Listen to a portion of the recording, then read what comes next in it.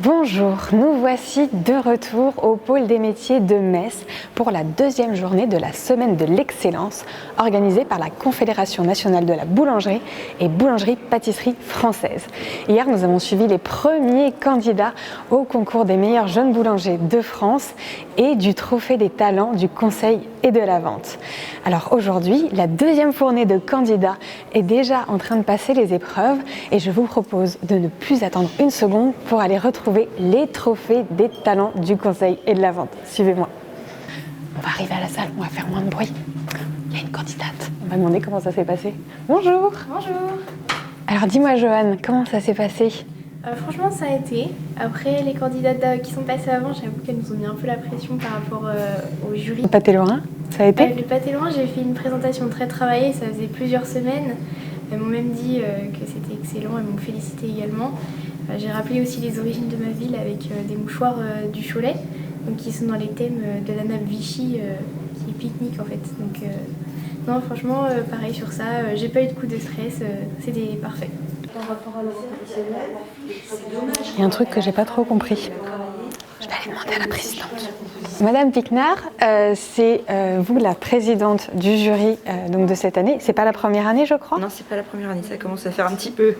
C'est la combienième fois? Cinquième, je crois. Tous les ans, on progresse, parce que c'est vrai qu'on a un retour à chaque fois.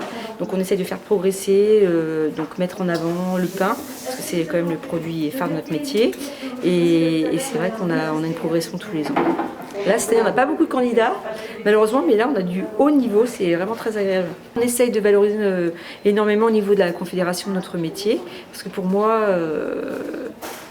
un bon pain ne se vend pas tout seul. Exactement, s'il n'y a pas de personnel à la vente, le boulanger ou le pâtissier pourra faire les meilleurs produits du monde, ça restera dans les fournis, les basta quoi. Hier, on a une candidate qui nous a proposé une dégustation avec un petit verre de vin.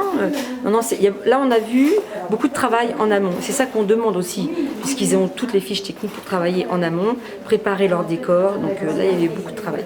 Et j'ai vu, vous êtes 10, dont un homme. On a un homme dans notre jury parce que ça reflète aussi notre progression. Maintenant, on a beaucoup d'hommes qui commencent à arriver à la vente. Et ce mixage au niveau même des équipes, c'est très important.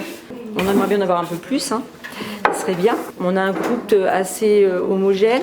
Moi, c'est ce que je dis aux jeunes, notre métier, c'est un théâtre. Et on a des boulangères qui sont des actrices, là, et chacun joue son rôle. Donc, il y a une très très bonne ambiance. Et bien voilà, pour ce matin, très intéressant du côté des trophées des talents du conseil et de la vente. Alors je vous propose du coup de faire une petite pause déjeuner et on se retrouve cet après-midi pour aller voir ce qui se passe du côté du concours des meilleurs jeunes boulangers de France. Allez! Tous les matins, il achetait son petit pain au chocolat. Ya ya ya ya.